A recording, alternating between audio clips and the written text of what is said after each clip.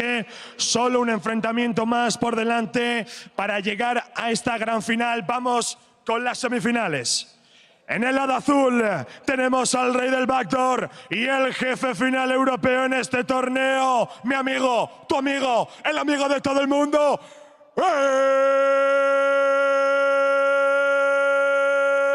xPeke.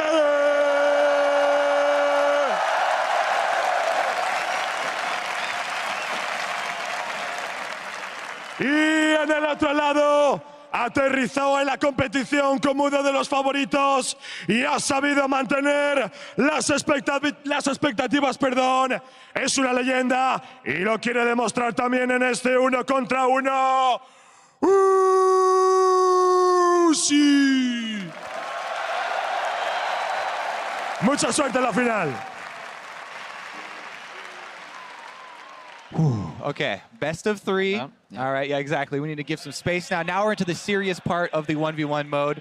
Peke did say he has a couple of champions prepared. I wonder if he'll wait to use those till after the first game. I mean, he's praying, or just come right out of the gate with it. He's praying that Nasus is left open. I think that's your best approach. I mean, if you say you have something special prepared, Nasus has been like on the ban list the entire tournament. I don't know about that being too special, but yes, the E Max Nasus that a lot of people have been talking up, even building AP for a decent amount of people. We'll see if Peke is going to use that or if it will be even more spectacular. Okay, all right. Looking for a team kill. Yes. Gotta leave your teammates behind. It's a good problem to have, to not have any of the enemy team left to fight because so many of your teammates have been going far. I mean, as a tactical leader, maybe looking at the future under the assumption that Smeb goes to the finals, maybe I should just send Uzi. No! Take a fall? Take a fall? No way! Bend the knee, xPeke! He would never. Let's see though. Yeah, you can tell he's taking it serious. He's getting those 80 carries out of there. That is the first step versus Uzi. He's also in the zone. That face is one of oh yeah, that's just serious. Look, the smoldering Spanish eyes. Don't fall in love, Kobe. Exactly. Thankfully, he's not looking at the camera. Yeah. He's staring at the screen. That's the only thing preventing us from saving everyone. Yeah. No giant spoon for xPeke. All right. 380 carries out on the left side. Mage is banned on the right side. What a surprise. What a surprise. Uzi already hovering more 80 carries though. Yes, there are plenty more for him to choose from. He's like, I got Lucian, got Kalista. Kennen is actually left open. And that's actually a good pick into 80 carries. Really beneficial trade pattern. You know, as Reckless was showing as well, Reckless obviously very close to Peke and they were practicing a lot. We heard so many rumors about Reckless is waking up early. He's playing 1v1 matches over and over and over. Just left some more. Oh! That's good. You get a B+ for that one. You're moving up the rank. Moving up. There was a Ryze hover. I think that may actually be it for xPeke because it's a really strong champion into 80 carries. And I think xPeke actually has a chance here. I think it's a very... he definitely has a chance. I really do like the strategy as well. Bush control pretty easy on this map. I want to see if he can get over to the side. I want to see almost a cleanse rather than an ignite, because I feel if you're rising, you get rid of the exhaust, or even you just go for a barrier, dude. There's so much predictable damage inside of Varus. Yeah, I mean barrier definitely is high value because it's pretty easy to predict a full trade and get the maximum shield's worth there. But as you're talking about the cleanse, I'm reminded of all these like Darius games where they're going to like ghost cleanse and stuff, and it's possibility to get multiple values out of that by cleansing off multiple things. I was thinking it would be pretty good for the 80 carry in this situation as well. To get out of the Ryze. If you get rune prisoned and exhausted and ignited, and you get the 3-for-1 on that cleanse, then you're riding the struggle bus. Feel pretty good, you know.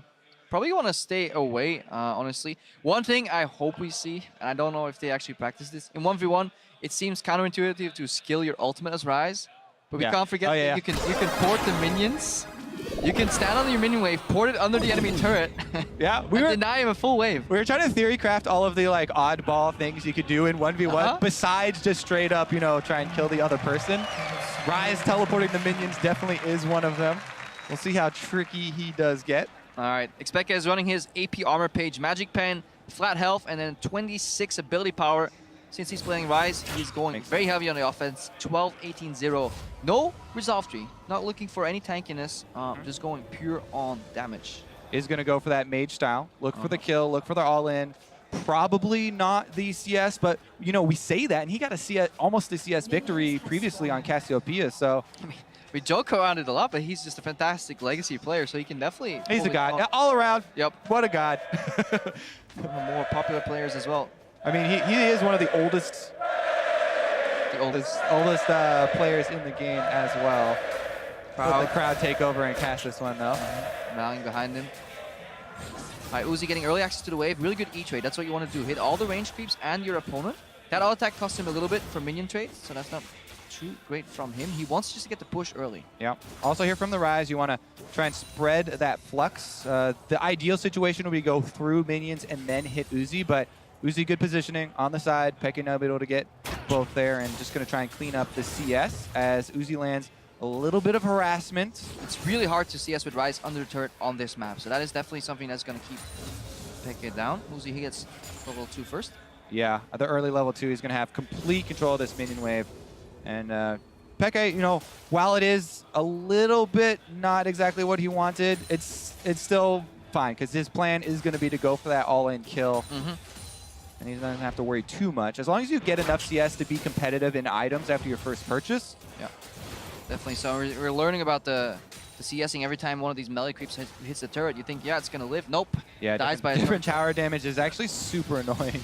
Because these guys are trained thousands of games of League of Legends in turret habits. Even when small tweaks get made on 5v5, you start struggling. Uzi threatening. Whenever Peke wants to go for a CS, he's eating auto attacks in return, even though he's spell CSing. Yeah.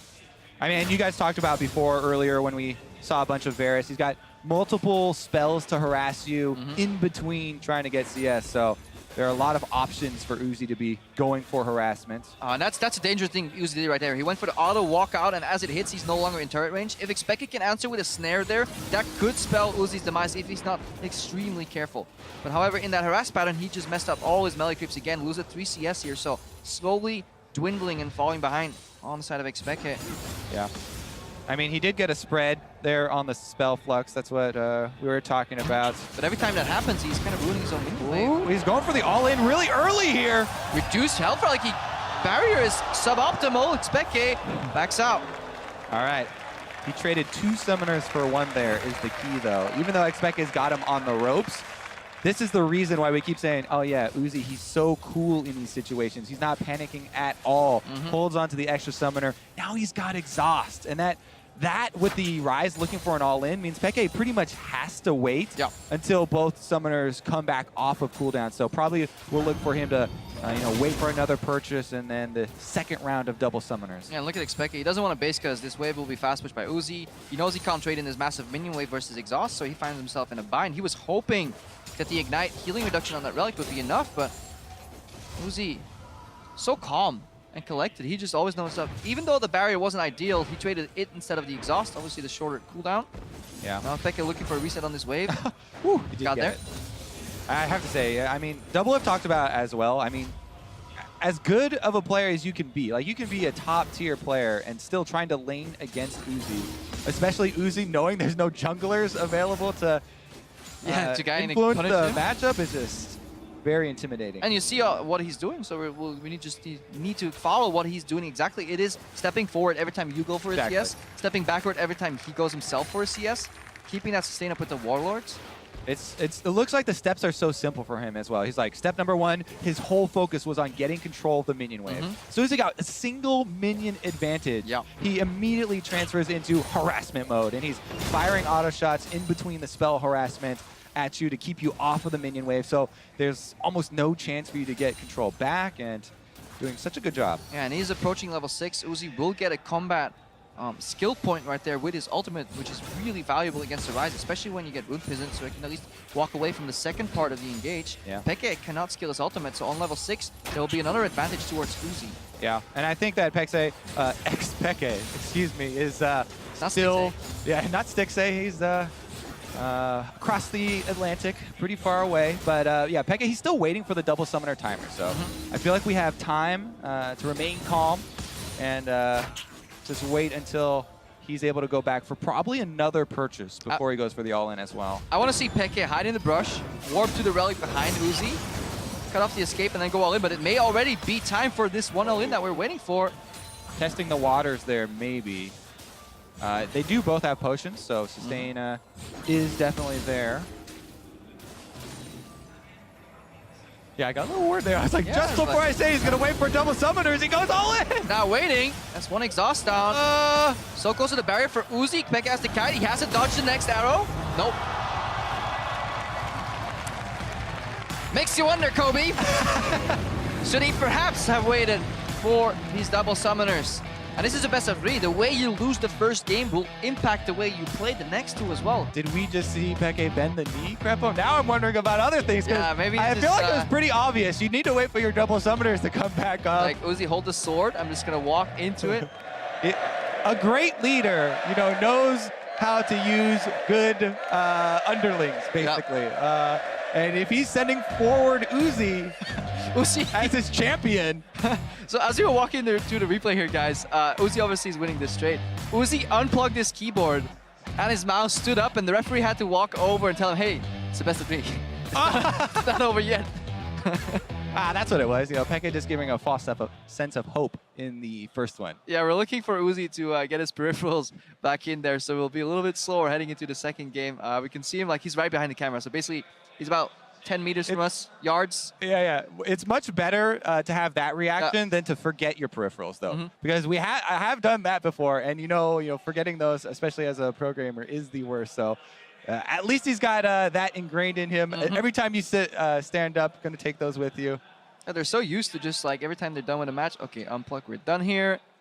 But they're setting up for the second game. I wonder what the strategy is going to be for xPeke, because he technically could win this matchup if he plays it better. I think he took a bad trade. He CS very poorly under turret, but it doesn't mean that Ryze is a bad pick into Varus. And he wasn't that far behind in CS, right? It was just the early lead that Uzi got. He pretty much kept that lead and kept control of basically a whole wave. But yeah, there still were multiple windows that Peke had there. I do think he might switch it up, though. And I hope he switches it up, because he said he had something special. And if you have something special and you lose 2 games in a best of 3 before you show it, not that special. It's not that special. We're waiting for maybe xPeke goes a little bit on tilt and says, you know what, I'm going to play Olaf or Darius and just level 3 all-in champion. Is it tilt or is it genius, Krepo? Genius. I mean, if Uzi wins the entire thing, I think we can call xPeke the puppet master. Yeah, definitely, right? The mastermind. It is all about using the resources available to your whole team, you know, thinking big picture for the greater good. Team Ice before all.